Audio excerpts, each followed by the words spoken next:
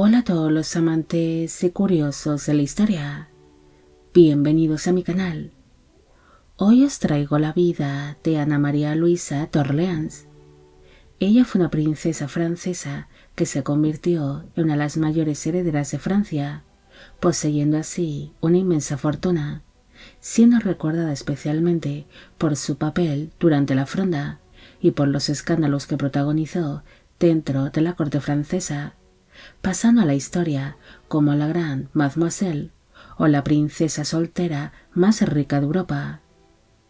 Esta biografía es realizada por petición de Carolina Guerra, Aiko Sosa, Marc, Irene Azuaje y Ofelia Pimentel.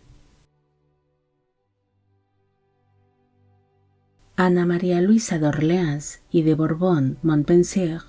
nació el 29 de mayo de 1627 en el Palacio del Louvre, en París, en Francia. Ella fue la única hija nacida del primer matrimonio que contrajo el duque Gastón de Orleans con la duquesa María de Borbón-Montpensier.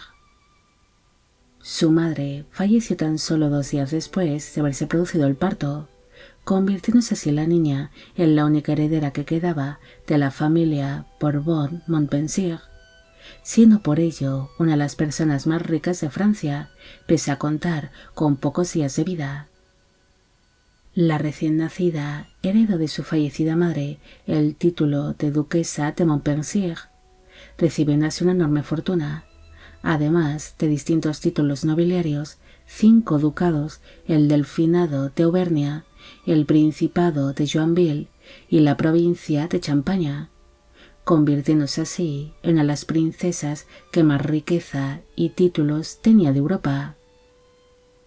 Ana María Luisa no sería vista por sus contemporáneos con pena por haber perdido a su madre tan pronto, sino que muchos la envidiarían por tener una enorme fortuna desde una edad tan temprana, algo que indignaría mucho a la princesa, ya que ella misma reconoció en sus memorias que hubiese preferido tener a su madre con vida que una inmensa fortuna. La princesa no solo sufriría la pérdida de su madre, sino también la falta de cariño de su padre, debido a que el duque Gastón de Orleans se mostraría muy decepcionado con el nacimiento de la pequeña duquesa por el hecho de no haber sido un hijo varón. Además, el breve matrimonio de sus padres fue muy infeliz. Por esta razón, su progenitor no sentía ningún tipo de apego hacia la niña. Incluso los rumores de la época llegaron a decir que el duque Gastón estaba celoso de su propia hija, por ser ésta más rica que él. Por este motivo, apenas sentiría aprecio hacia ella. Pese a no contar con el cariño de su padre, Ana María Luisa sí se mostraría muy cercana con su progenitor y siempre intentó agradarle, tal vez en un intento de llamar su atención y ganarse su afecto, mejorando la relación que existía entre ellos según fueron pasando los años. Mientras su padre se embarcaba en numerosas conspiraciones e intrigas palaciegas en contra de su propio hermano, el rey Luis XIII de Francia, y su mano derecha, el cardenal Richelieu, la pequeña duquesa fue trasladada al Palacio de las Tullerías, donde sería puesta bajo el cuidado de Madame Saint-Georges, que sería su institutriz. Ana María Luisa permaneció en el Palacio de las Tullerías durante una buena parte de su infancia, visitando muy a menudo a su padre, que se encontraba en el castillo de Blois. Pero en el año 1632, su padre se acabaría casando en secreto con la princesa Margarita de Lorena, un casamiento que no contó con la aprobación de la corona francesa. Por esta razón, el rey Luis XIII de Francia ordenó desterrar a su hermano y a la segunda esposa de este de la corte francesa, además de anular su matrimonio. Tras ser expulsado su padre de la corte, la pequeña duquesa permaneció 2 años sin poder verlo, viviéndose así un reencuentro entre ellos dos en el año 1634, arrojándose Ana María Luisa a los brazos de su padre en cuanto lo volvió a ver. En cambio, el duque Gastón se mostraría un tanto frío con su hija y parecía que no la había extrañado durante el tiempo que permanecieron separados. La princesa tan solo tenía 7 años de edad cuando se enteró de que el cardenal Richelieu estaba detrás del destierro de su padre de la corte francesa, algo que ocasionó que la pequeña duquesa mostrase una gran hostilidad hacia dicho cardenal, además de cantar canciones barriobajeras y sátiras sobre Richelieu, provocando esto que la niña fuese regañada en distintas ocasiones por el propio cardenal, quien la amenazó con expulsarla también de la corte como a su padre. Pese a no contar con la simpatía del cardenal Richelieu, Ana María Luisa sí sería muy querida por su tío, el rey Luis XIII de Francia. Es más, cuando nació su primo, el delfín Luis, el futuro rey Luis XIV de Francia, la pequeña duquesa se mostró realmente decidida a casarse con él, una idea que pareció agradar mucho a su tío, el rey Luis XIII. En cambio, no pareció agradar demasiado ni al cardenal Richelieu ni a su padre, el duque Gastón, quien prefería que su hija se casase con el conde Luis de Borbón-Soissons, uno de los antiguos cómplices de su progenitor. Pero finalmente este casamiento nunca se llegaría a celebrar, debido a que dicho conde acabaría falleciendo, surgiendo distintas versiones sobre su muerte, ya que algunos dicen que fue asesinado, mientras que otros creen que murió a causa de un fatal accidente o que incluso él mismo se quitó la vida. En el año 1643 falleció su institutriz, Madame Saint-Georges, una muerte que afectó mucho a la niña, debido a que dicha mujer era lo más parecido a una madre para ella. Tras morir su institutriz, la niña fue puesta bajo el cuidado de Madame Fiesque, pero la relación con esta mujer sería muy diferente, mostrándose Ana María Luisa como una niña demasiado rebelde y traviesa, soliendo hacer bromas pesadas a su nueva institutriz, además que en diferentes ocasiones la dejó encerrada en una habitación. En aquel mismo año también falleció su tío, el rey Luis XIII de Francia, el cual en su lecho de muerte perdonó a su hermano Gastón y le permitió el poder casarse oficialmente con su segunda esposa, Margarita de Lorena, naciendo de este segundo matrimonio 5 hijos más, aunque tan solo las 3 hijas mayores de la pareja conseguirían llegar a edad adulta. La muerte de su tío el rey ocasionó que el hijo de este, el delfín Luis, se convirtiese en el nuevo rey de Francia bajo el nombre de Luis XIV, convirtiéndose la madre de este, la reina viuda Ana de Austria, en la regente del reino. En el año 1646, el emperador Fernando III del Sacro Imperio Romano Germánico enviudó de su primera esposa, la emperatriz María Ana de Austria. Así que ante tal fallecimiento, la duquesa expresó su deseo de casarse con el emperador viudo, pero la corona francesa se negó ante tal casamiento. Después intentó comprometerse con alguno de sus primos, el rey Luis XIV de Francia, o con el hermano menor de este, el futuro duque Felipe I de Orleans. Pero el cardenal Mazarino se negó ante tales compromisos, algo que ocasionó que la duquesa desarrollase un profundo odio hacia dicho cardenal. Finalmente, ante aquellos compromisos fallidos, Ana María Luisa empezó a ser conocida como la princesa soltera más rica de Europa, ya que todo el mundo pensaba de que tenía muy pocas posibilidades de casarse.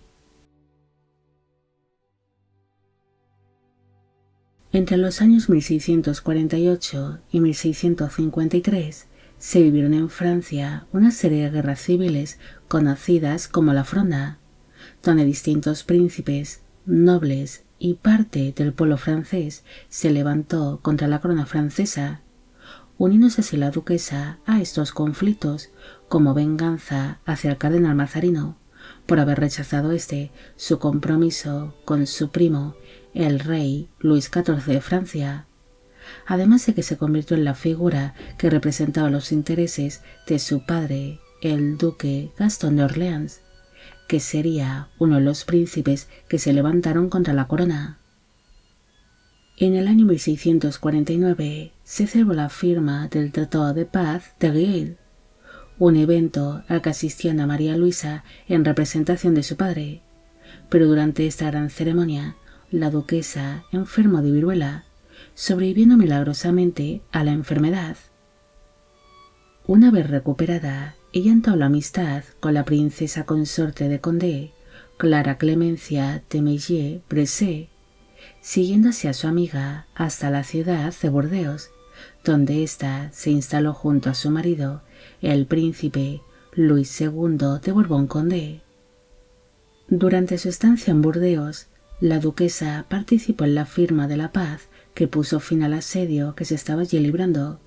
algo que ocasionó que se ganase la desconfianza de su tía, la regente Ana de Austria, por su activa participación en la Fronda. La duquesa era sabedora de la mala relación conyugal que existía entre los príncipes de Borbón-Condé. Por esta razón, cuando su amiga enfermó de gravedad de erisipela, Ana María Luisa tuvo un acercamiento con el marido de esta, quien le ofreció la posibilidad de convertirse en su segunda esposa en el caso de enviudar, una propuesta que agradó bastante a la duquesa, debido a que ansiaba casarse, además de que su padre mantenía una buena relación con el príncipe de Condé, pero finalmente su amiga Clara Clemencia se recuperó de su enfermedad y sus planes de convertirse en la nueva princesa consorte de Condé se fueron al traste. Mientras se desarrollaba la Fronda, la ciudad de Orleans permaneció neutral y ante el miedo de ser saqueada durante aquellas guerras civiles, el gobierno de la ciudad pidió reunirse con el duque Gastón de Orleans, pero dicho duque no quería involucrarse más en este asunto. Por esta razón envió a su hija mayor como representante, algo que fue aceptado de inmediato por la duquesa, debido a que ella quería ganarse las atenciones y el cariño de su progenitor. Cuando Ana María Luisa llegó a Orleans, se encontró con la ciudad completamente cerrada y no se la permitió el paso, debido a que el gobierno de la ciudad exigía reunirse con el padre de esta. Además, la duquesa se encontraba en el bando contrario del rey Luis XIV de Francia y no querían problemas con la corona francesa. Al encontrarse con las puertas cerradas, la duquesa se coló por un hueco que había en una de las puertas, escalando así por un muro hasta que consiguió colarse en la ciudad, donde acabaría siendo recibida de manera triunfal por los ciudadanos. Incluso se sentó en una silla que fue alzada por los presentes, recorriendo de esta manera las calles de Orleans mientras era aclamada por sus habitantes. Ana María Luisa permaneció en aquella ciudad por 2 semanas, encariñándose así con la ciudad y con sus habitantes, llamando desde entonces a la ciudad de Orleans como mi ciudad. Tras su estancia en Orleans, la duquesa regresó a París, aunque el ambiente para entonces estaba demasiado caldeado en dicha ciudad, ya que estaba a punto de librarse la batalla de Faubourg Saint-Antoine. Ana María Luisa guardó por algún tiempo la esperanza de casarse con el príncipe Luis II de Borbón-Condé. Por esta razón, para permitir la entrada de las tropas del príncipe de Condé en la ciudad de París, la duquesa disparó desde la Bastilla un cañón contra las tropas realistas, provocando así un buen número de bajas en las filas que estaban siendo lideradas por el caballero de Turenne. Durante dicho ataque falleció Paul Jules Mancini, que era uno de los sobrinos del cardenal Mazarino, algo que provocó que creciese el gran odio que existía entre la duquesa y el cardenal por haber participado Ana María Luisa en dicha batalla. Es más, el cardenal Mazarino pronunció estas palabras: «Con ese cañón, Mademoiselle ha matado a su marido». haciendo así referencia a que si ya de por sí tenía pocas posibilidades de casarse con el príncipe de Condé, tras aquel ataque, la corona francesa nunca permitiría tal casamiento, como venganza en el caso en el que el príncipe de Condé quedase viudo. Tras su participación en la batalla de Faubourg Saint-Antoine, la duquesa empezó a temer por su vida. Por esta razón, abandonó París para refugiarse en una de las propiedades que posee la población de Saint-Fargeau, permaneciendo así alejada de la vida pública y de la corte francesa por algunos años. Durante ese tiempo, Ana María Luisa se dedicó a reformar esta propiedad, la cual se encontraba en pésimas condiciones ante la falta de mantenimiento, además de dedicarse a la administración de sus tierras y otras propiedades. Pero pronto descubrió que su padre había contraído grandes deudas que afectaban directamente a la duquesa. Además, ella fue engañada en las finanzas y en distintas ocasiones por su propia abuela materna, Enriqueta Catalina de Joyeuse, y por su padre, el duque Gastón, algo que supuso que su estrecha relación con su progenitor se deteriorase por algún tiempo. Tras pasar 4 años en el exilio, la duquesa fue readmitida en la corte francesa, llegando a la misma en el verano de 1657, donde Ana María Luisa fue perdonada por la corona francesa. A su regreso a la corte francesa, la duquesa brilló con luz propia. Para entonces ya tenía 30 años de edad y se encontraba en su mejor momento, siendo descrita como una mujer saludable, de cuerpo bien formado y de complexión más bien robusta, llamando así rápidamente la atención de su tía, la reina viuda Ana de Austria, quien aseguró que su sobrina tenía un buen aspecto. Al poco de haber regresado a la corte francesa, la duquesa empezó a ser cortejada por su primo, el duque Felipe d'Anjou, el futuro Felipe I de Orleans, el cual tenía para entonces 17 años de edad. Su primo era homosexual, siendo convencido por su hermano, el rey Luis XIV de Francia, para seducir y casarse con su prima, la duquesa, ante la riqueza que ésta poseía. Pero Ana María Luisa pronto se mostró muy desilusionada con su primo, considerándole demasiado afeminado e inmaduro, además de que éste siempre se encontraba bajo las faldas de su madre, viéndole como un niño demasiado mimado. Ana María Luisa realmente deseaba casarse con su primo, el rey Luis XIV, y así convertirse en reina consorte de Francia, pero aquellos deseos se esfumaron en cuanto el monarca se casó con su primera esposa, la reina María Teresa de Austria. En el año 1660 falleció su padre, el duque Gastón de Orleans, y como éste no tenía hijos varones para entonces, aquel título nobiliario fue entregado al hermano menor del rey Luis XIV de Francia, pasando a ser este conocido como Felipe I de Orleans. Por aquel entonces, Ana María Luisa ya era conocida dentro de la corte francesa como la Gran Mademoiselle, en honor a su padre, ya que su progenitor era conocido como el Gran Monsieur, mientras que su sucesor, Felipe de Orleans, era conocido como el pequeño Monsieur, siendo esta una manera de diferenciarlos. Felipe de Orleans se acabaría casando con otra prima suya, la princesa Enriqueta Ana de Inglaterra, convirtiéndose así la duquesa en la madrina de la hija menor del matrimonio, la princesa Ana María de Orleans. Pero la princesa Enriqueta Ana de Inglaterra acabaría falleciendo en el año 1670, así que tras quedarse viudo el duque de Orleans, el hermano de este, el rey Luis XIV de Francia, le ofreció a la duquesa la posibilidad de convertirse en la segunda esposa de su hermano, pero Ana María Luisa se negó en rotundo, debido a que no estaba dispuesta a soportar todos los escándalos que estaba protagonizando su primo, ya que el duque de Orleans no escondía su homosexualidad y tenía numerosos amantes masculinos. Ante aquel rechazo, finalmente su primo se acabaría casando en segundas nupcias con la princesa Isabel Carlota del Palatinado, más conocida como Liselot. Durante su estancia en la corte francesa, Ana María Luisa mantuvo una buena relación con su medio hermana Margarita Luisa de Orleans, siendo muy habitual el ver a ambas hermanas paseando, asistiendo a bailes o acudiendo juntas al teatro.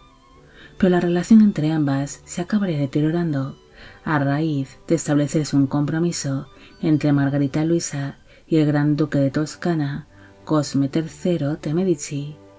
debido a que Ana María Luisa se mostraría en contra de tal casamiento, pese a que en un principio apoyó a su hermana cuando se planteó este compromiso. Según se cuenta, la duquesa sintió cierta envidia hacia su medio hermana y por esta razón decidió no seguir apoyando tal compromiso,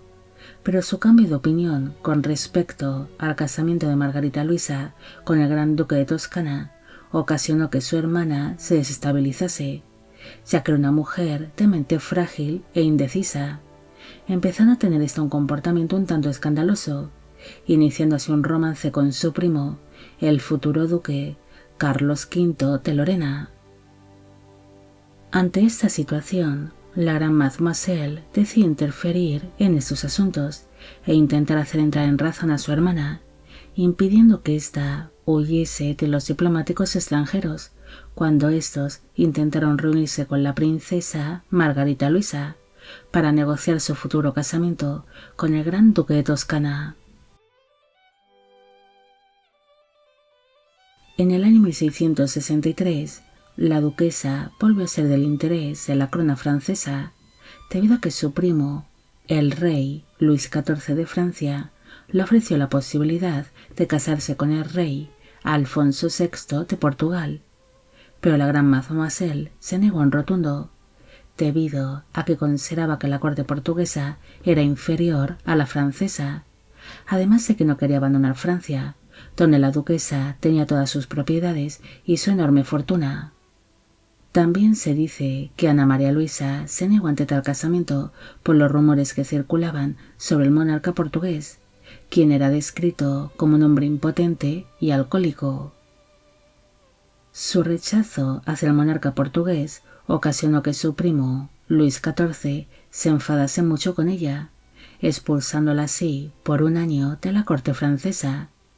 tiempo en el que la duquesa se dedicaría a escribir sus memorias y a ocuparse del mantenimiento de algunas de sus propiedades. Después, su primo el rey la perdonó, regresándose a la corte francesa, donde no tardaron en ofrecerle la posibilidad de casarse con el duque Carlos Manuel II de Saboya, quien había estado casado con una de las medios hermanas de la gran mademoiselle, la princesa Francisca Magdalena de Orleans, la cual acababa de fallecer en el año 1664. Ana María Luisa se mostró muy emocionada con aquella propuesta matrimonial, considerando a su cuñado como un hombre bastante atractivo, pero este casamiento no se llegaría a celebrar debido a que el duque Carlos Manuel se negó a casarse con ella, ya que la duquesa le pareció una mujer demasiado temperamental y ambiciosa, además de que ella ya tenía para entonces 37 años de edad y era vista como demasiado mayor para dar un heredero al duque de Saboya, prefiriendo el casarse con su prima, la princesa María Juana Bautista de Saboya-Nemours, perdiendo así a Ana María Luisa su última oportunidad de casarse con un gobernante. Tras permanecer un tiempo alejada de la corte francesa, la gran mademoiselle empezó a participar de nuevo en distintas diversiones y ceremonias dentro de la misma, conociendo así al duque de Luçon, Antoine Nompart de Comont, un hombre que era considerado como muy atractivo, ingenioso y encantador, Según se cuenta, cuando se vieron por primera vez, el duque de Luçan se acercó a Ana María Luisa para comentarle que el lazo rojo que llevaba en el pelo le hacía parecer muy juvenil, a lo que la gran Mademoiselle le contestó que la gente de su rango siempre era joven. Tras aquel primer encuentro, la duquesa cayó rendida ante los encantos del duque de Luçan y se enamoró perdidamente de él. Por esta razón, pidió permiso a su primo, el rey Luis XIV, para poder casarse con el hombre que amaba, algo que fue aceptado por el monarca francés para sorpresa de todos. Pese a tener la aprobación del rey, tanto la reina consorte María Teresa de Austria como su otro primo, el duque Felipe I de Orleans, y distintos miembros de la corte se mostraron en contra de tal casamiento ante la mala fama que tenía el duque de Luçan, el cual era tachado de ser un gran mujeriego y un hombre libertino, al que le gustaba protagonizar distintos escándalos. Así que ante la presión de su familia y de la corte, el rey Luis XIV decidió cambiar de opinión en beneficio de su prima la duquesa y anuló aquel compromiso cuando ya se tenía establecido el día en el que se iba a celebrar su boda. El hecho de no poder casarse con el hombre que amaba afectó mucho a la duquesa, la cual se encerró en sus habitaciones privadas por varios meses.